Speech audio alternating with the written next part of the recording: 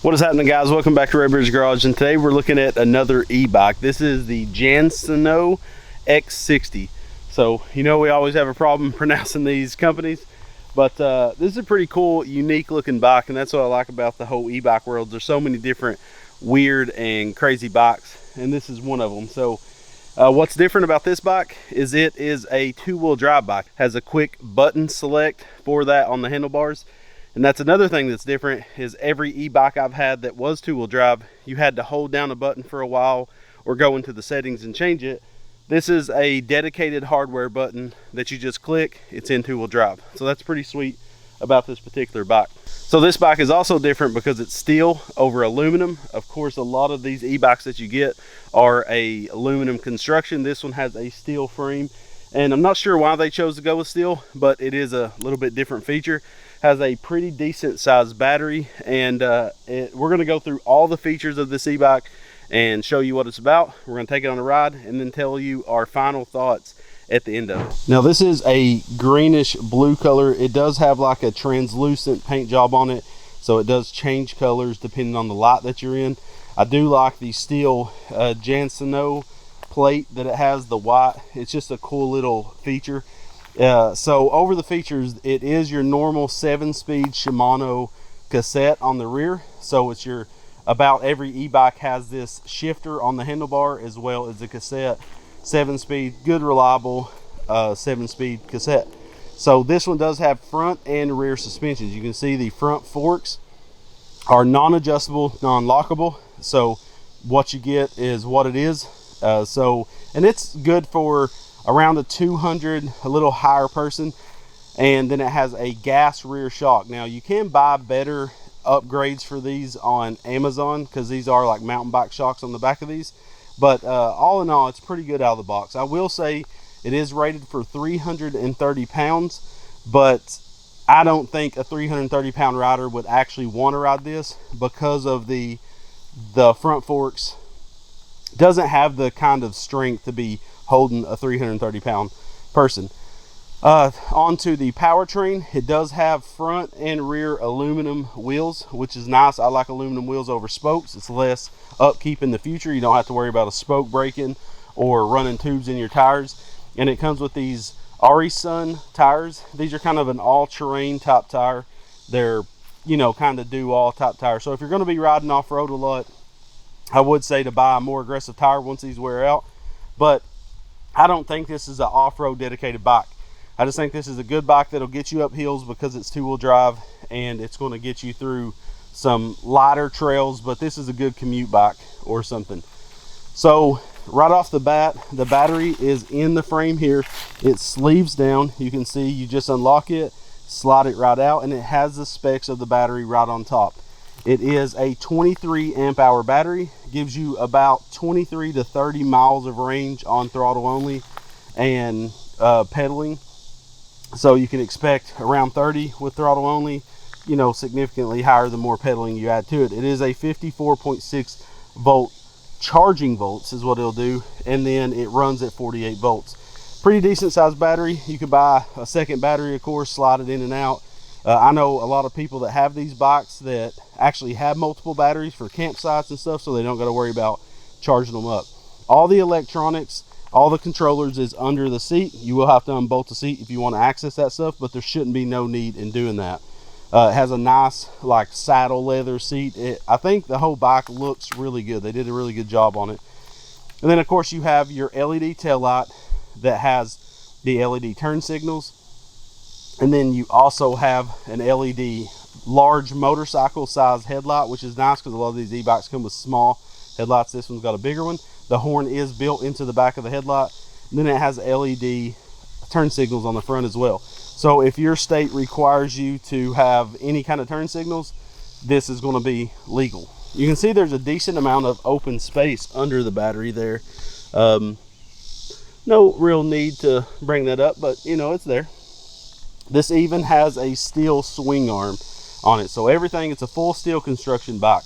One thing I always look for if I'm actually looking to purchase an e-bike is I personally like two-wheel drive because of the weight that it'll pull and the hills that it'll go up.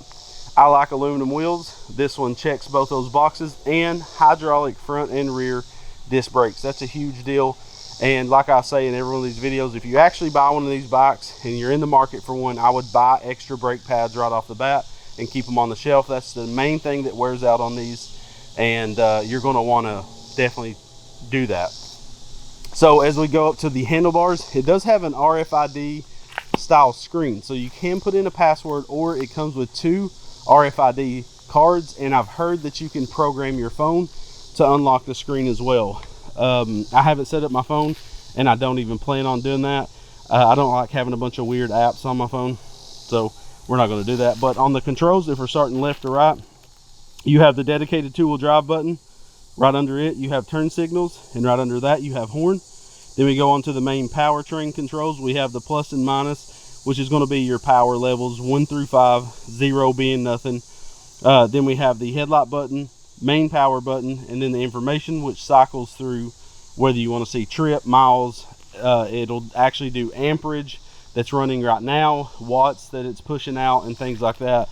And you can see on screen, it kind of indicates everything, headlights, when you're in 2-wheel drive and all that. So I just looked at the owner's manual. It doesn't specify whether it's hydraulic or manual. Normally with manual, you can see the excess cable sticking out from the calipers, but I do not see this on this bike. So it's very strange. I'm not sure. I know how you adjust this particular brake is on the handle. You have a little knob on each side for the front and the rear, and you turn that to get the brake tighter. So if I didn't want that little dead area, I could tighten that up right there, and it would get rid of that. So not sure on that. So a couple of problems that I've seen with it is the suspension. We talked about it earlier. It's not the strongest suspension. I don't think it'll actually hold a 330-pound man. I was bottoming out the forks, just riding it across light terrain. I'm a pretty heavy guy. I'm definitely not 330 pounds, but so that tells you the suspension is really made for the road. It's not an off-road bike. I mean, they don't really set it up as an off-road bike. And another thing, the pedal is, if you're actually going to pedal this bike, which we do when we're riding these, we pedal pretty much all the time. We're not fully driving the bike. We are using the pedal assist, but the pedals are extremely high, so your knees will be bent. I'm a long-legged guy. My knees are as high as they possibly can extend when I'm pedaling it. So that's another thing to note. If you're long-legged, this is not going to be a real comfortable bike to pedal all the time. And then the last thing, the RFID thing is kind of neat. I would rather just have a on and off button, to be honest, because if you lose the card, then you're putting in a password. It just takes longer to get going on the bike. But all in all, it seems like a pretty good bike. It's what you expect for a bike around this price range. This is a more mid-range bike. It's not a low class, it's not a high end, it's more mid-range. It is a high carbon steel, they say, the frame. So if you look, you'll notice these wires sticking out right here. They purposely put these in an area where you can get to them, because if you unplug this, you get the max speed out of it. So this is how you unlock the bike. It's a quick disconnect, and you can go max speed. I don't think I've left out anything, so we're going to take it for a ride around the field and stuff. Like I said, this is definitely not the terrain for it. I'm not going to take it through the woods because I can tell the suspension is not designed for this. This is light asphalt, maybe dirt roads, gravel roads. That's what this is going to be set up for. Real quick on the power, 750 watt, and what I'm assuming is per wheel, and that's max. So this is a 750 to 500 watt rear hub, meaning it can peak at 750, but normal running it's probably going to do around 500. So when you add both of them, you can get up to 1500 watts of power. You can tell that power difference massively with the front tire. It does change it a lot. So let's get to riding this hog. All right, so we're going to turn this hog on. Of course, we got the RFID. It works really good.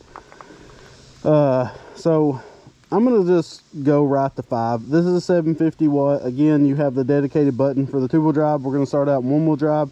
It is unlocked, unplugged, and we're going to go. We're not going to pedal whatsoever. The suspension is, to me, the max for the suspension would be, I don't know, low 200s would be the max, I would think, for off-road terrain. You can see we're at about 20 right there in a short trip down my driveway. We're going to come back up my driveway though to see what it'll pull. I'm not on the throttle now, I'm just coasting. All right, so this is one wheel, I'm full bore. You can tell it's a 750 watt max 500, you know, running motor, because it struggles to go up this hill. But if we pop it in two, it instantly doubles your power. So of course your power, I mean, you can feel that double, obviously. But now it's actually like she's going real good. It's almost like I would only keep it for my weight. If there's any kind of hills, I would keep it two-wheel drive. But we are scooting. So that was 24, and the max that it'll go is is about 33. I mean, you put it in two-wheel drive, she punchy. So I just bottomed out the forks there. I'm not even going that fast. It's just I'm more weight than the bike wants. So we're in two-wheel drive, going across the field, baby. It does really good in two-wheel drive. You can tell how bumpy my field is by my voice.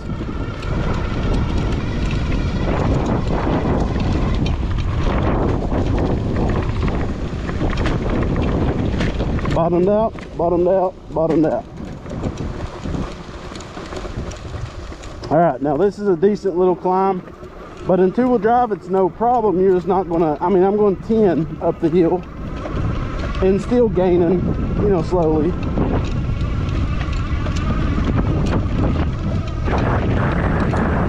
All right, open it up, full bore.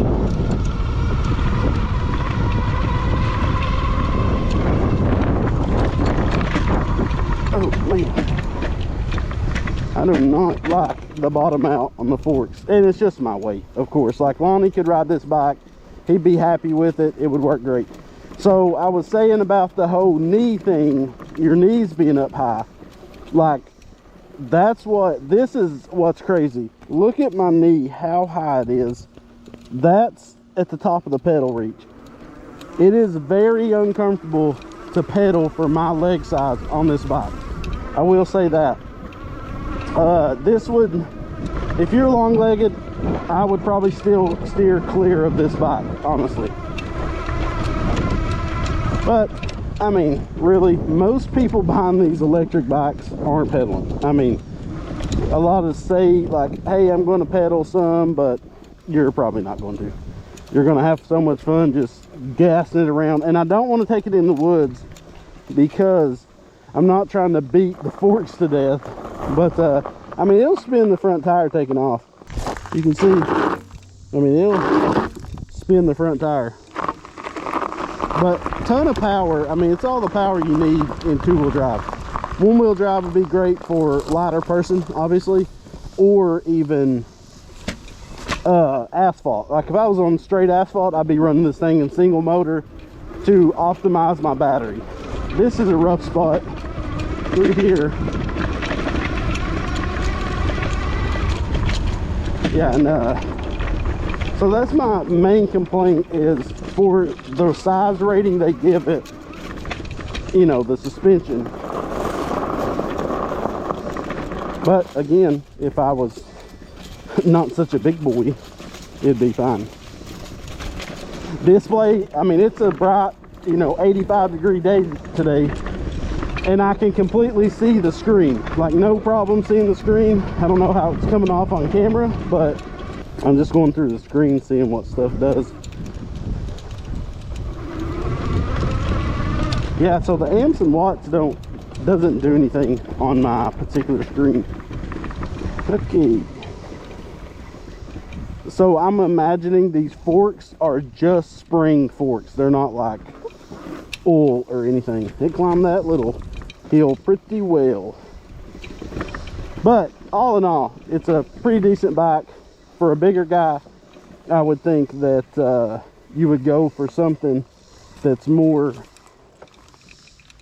I would think that you would go for something that could handle the weight in the front a little stronger. But that's basically the review of the Jansno X60. So like I said, it's got a top speed of around 35 miles per hour, and you actually can hit that, especially in two-wheel drive mode. A lot of bikes will claim something and it's like you have to be on absolute flat ground, but this one you can, I mean, even my size in two-wheel drive, I could probably hit it in the field if I was a little lighter, because I don't want to beat on the front forks. The brakes work awesome. I mean, it's what you expect. Good e-bike. So make sure to check these out. I do have them linked down below. We like to do these e-bikes just because they're fun. It gives us a break from motorized stuff, and we hope you guys enjoy the content. So check out this Jansno X60. We thank you guys for watching, and we love you, and God bless.